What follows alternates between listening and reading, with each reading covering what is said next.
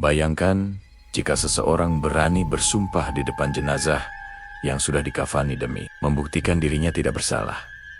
Bayangkan jika sumpah itu ternyata sebuah kebohongan. Apa yang akan terjadi jika orang yang dijadikan saksi sumpah itu meninggal dunia dan kembali datang menagih janji dari alam kubur? Inilah kisah menyeramkan dari sebuah desa terpencil di Aceh tentang seorang pria yang berani melakukan sumpah pocong demi menyelamatkan dirinya dari tuduhan, namun setelah kematian datang menjemput saksi sumpah tersebut.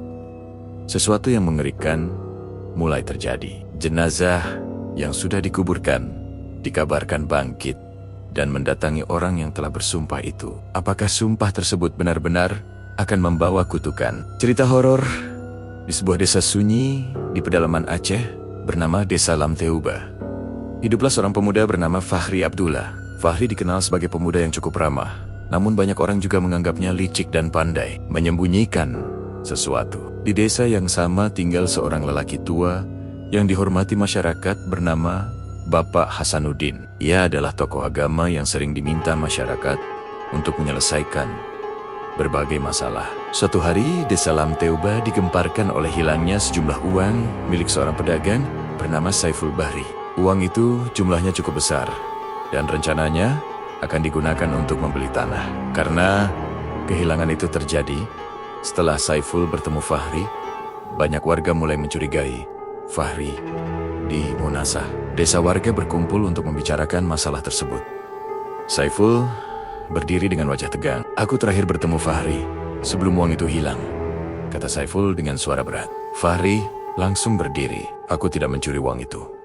Demi Allah, aku tidak melakukannya," katanya dengan nada tinggi. Namun kecurigaan warga tidak mereda. Beberapa orang bahkan mulai memandang Fahri dengan penuh kecurigaan. Bapak Hasanuddin kemudian mengangkat tangan, meminta semua orang tenang. "Kalau memang tidak bersalah, ada satu cara untuk membuktikannya," katanya pelan. Semua orang terdiam. Sumpah pocong lanjutnya. Suasana langsung menjadi tegang.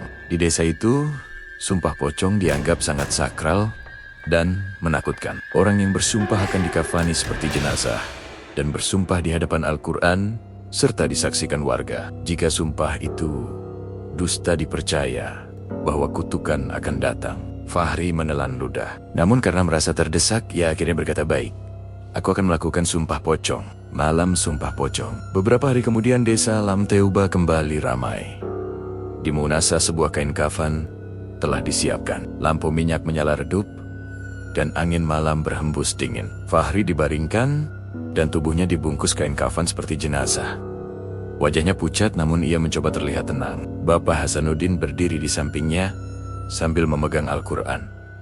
"Ucapkan sumpahmu," katanya. Fahri menutup mata lalu berkata dengan suara keras, "Jika aku mencuri uang Saiful Bahri, maka aku bersedia menerima azab Allah dan tidak akan pernah hidup tenang sampai mati." Warga yang menyaksikan merinding mendengar sumpah tersebut. Sumpah pocong pun selesai. Beberapa orang mulai percaya bahwa Fahri tidak bersalah. Namun Saiful masih terlihat ragu. Kematian yang tak terduga. 2 minggu setelah peristiwa itu, sesuatu yang mengejutkan terjadi. Bapak Hasanuddin tiba-tiba jatuh sakit. Awalnya hanya demam biasa, namun kondisinya semakin memburuk. Beberapa hari kemudian, lelaki tua itu meninggal dunia. Desa Lam Teuba berduka karena kehilangan tokoh yang dihormati. Jenazah Bapak Hasanuddin dimakamkan dengan hikmat di pemakaman desa. Namun sejak malam pertama setelah pemakaman, kejadian aneh mulai terjadi.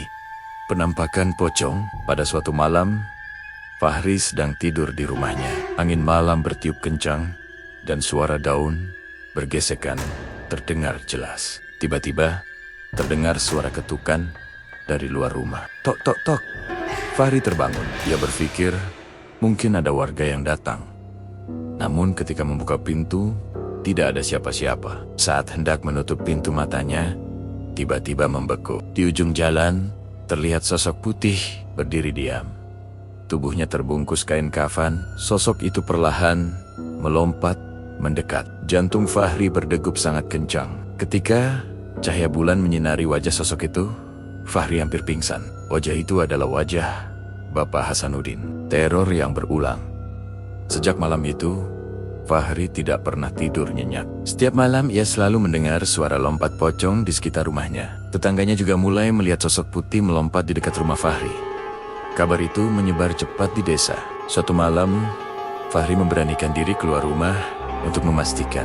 Ketika ia berdiri di halaman, tiba-tiba sosok pocong itu muncul tepat di depan pagar. Suaranya terdengar berat seperti berasal dari dalam tanah. "Fahri, sumpahmu." Dusta, Fahri gemetar. "Tidak, aku tidak mencuri," teriaknya. Namun pocong itu terus mendekat. "Janji harus dibayar." Fahri berlari masuk rumah dengan ketakutan. Rahasia yang terbongkar. Teror itu berlangsung selama berminggu-minggu. Fahri menjadi kurus dan terlihat seperti orang yang kehilangan akal. Suatu malam, ia mendatangi rumah Saiful Bahri. Dengan wajah pucat ia berkata, "Aku harus mengatakan sesuatu." Saiful menatapnya tajam. Fahri akhirnya menangis. "Aku memang mengambil uang itu." Saiful terkejut. Fahri melanjutkan dengan suara gemetar, "Aku berniat mengembalikannya. Tapi aku takut dituduh. Aku bersumpah agar semua orang percaya padaku." Saiful marah, namun juga terkejut mendengar pengakuan itu. "Tapi kenapa kau baru mengaku sekarang?" Fahri menatapnya dengan mata merah. "Karena Bapak Hasanuddin datang setiap malam menagih sumpahku." Malam itu warga desa kembali berkumpul. Fahri mengakui semua kesalahannya di depan mereka. Uang yang ia sembunyikan akhirnya ditemukan di sebuah lubang di belakang rumahnya. Namun pengakuan itu tidak mengakhiri semuanya. Malam terakhir. Pada malam setelah pengakuan itu, Fahri kembali melihat sosok pocong. Namun kali ini sosok itu berdiri tepat di depan pintu rumahnya. Janji sudah dibayar, tetapi dosa tetap ada. Suara itu membuat Fahri jatuh berlutut. Ia menangis dan meminta ampun. Keesokan paginya, warga menemukan Fahri tergeletak di dalam rumahnya. Ia sudah meninggal dunia dengan wajah penuh ketakutan. Sejak saat itu, tidak ada lagi yang melihat pocong Bapak Hasanuddin. Namun kisah tersebut tetap menjadi cerita yang menakutkan di desa Lamteubah. Warga percaya bahwa sumpah pocong bukanlah sesuatu yang bisa dipermainkan. Karena jika sumpah itu dusta, maka kematian sekalipun tidak akan menghentikan janji yang harus ditepati. Pesan moral. Cerita ini mengingatkan kita bahwa kejujuran adalah hal yang paling penting dalam hidup. Berbohong untuk menyelamatkan diri hanya akan membawa masalah yang lebih besar. Sumpah bukanlah hal yang boleh dimainkan, karena setiap kata yang diucapkan memiliki tanggung jawab di hadapan Tuhan. Menurut kalian, apakah Fahri sebenarnya pantas menerima nasib seperti itu?